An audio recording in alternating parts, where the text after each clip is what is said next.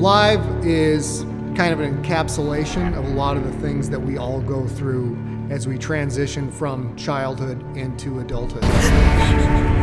There's a time when we are alone and we don't have the social awareness of the constructs around us to properly evaluate the things that are happening in our environment. That's something that everyone either has faced or will face when your support structures are gone and it feels like the world is crumbling around you, and you finally, that light bulb moment happens where you realize what becomes of you is entirely up to you, and you've got to figure out how you're gonna get by.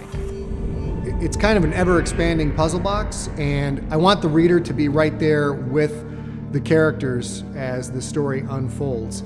We get into that opening scene so that we are there with Em when she wakes up confused, not knowing what's going on.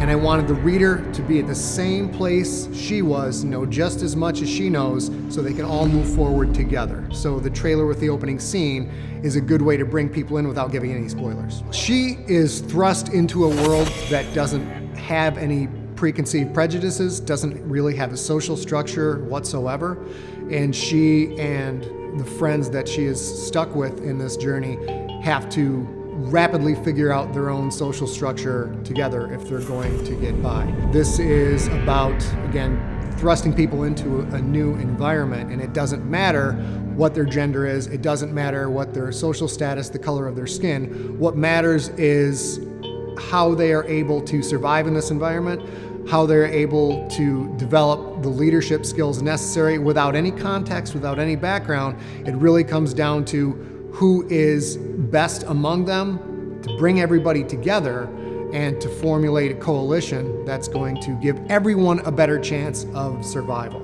In the book, they're called the birthday children because they all have the same birthday. They're all born on the same day, so to speak, and they're all exactly the same age. Someone has to step up and be a leader to establish what that structure is going to be.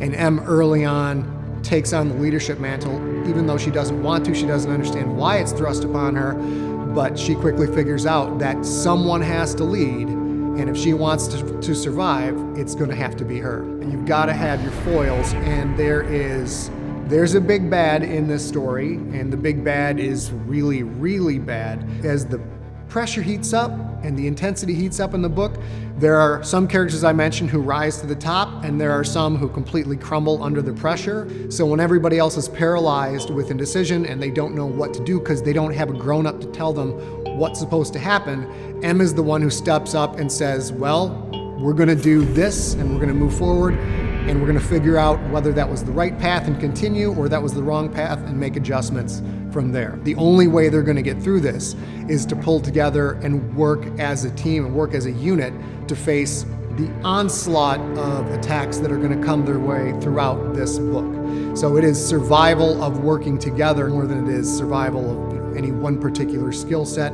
or who was born into the right caste, etc. You can find Alive wherever books are sold, and you should go get one today.